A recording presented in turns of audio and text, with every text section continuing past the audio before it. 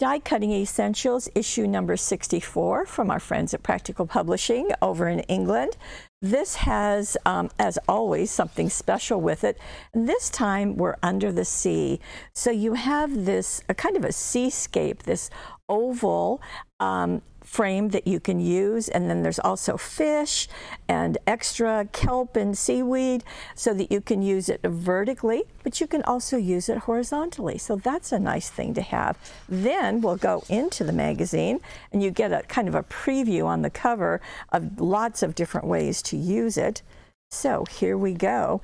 There's giving you some step-by-step hints for using the cutting dies. That's nice to see. One thing I really liked is that the three little fish are on one die. So in one pass, you can get all three of those little critters. So that's fun. And here is step-by-step instructions how to reproduce all of these different looks.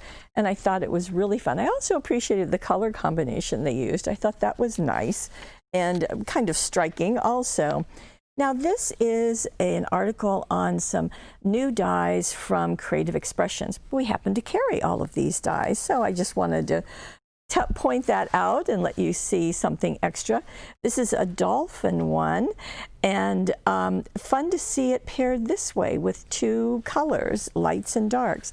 This is simply an advertisement, but it's from Heartfelt Creations, and it happens to be one of the many things that we carry from Heartfelt Creations, the wild rose stamps and dies and 3D molds. And here we go. There are more ways. Crafty Crustaceans is what this is titled. So on a gift bag, onto a box, and that certainly gives me an idea of doing a shaker card with that. I think that'd be really fun to do and very appropriate with those dies.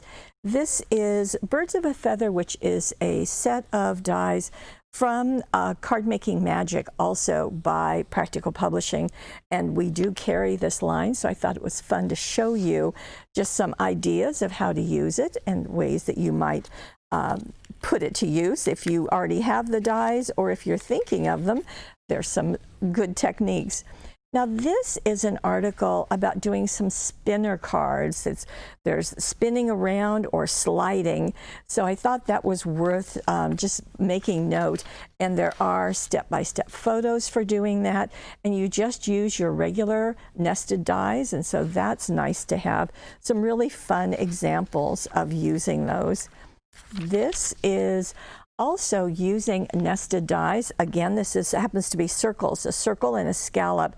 That's our best-selling nested dies, and fun to have them layered like this, but also fun to do some other exploration with them. And I thought that was a really timely article. So all of this is in Die Cutting Essentials number 64.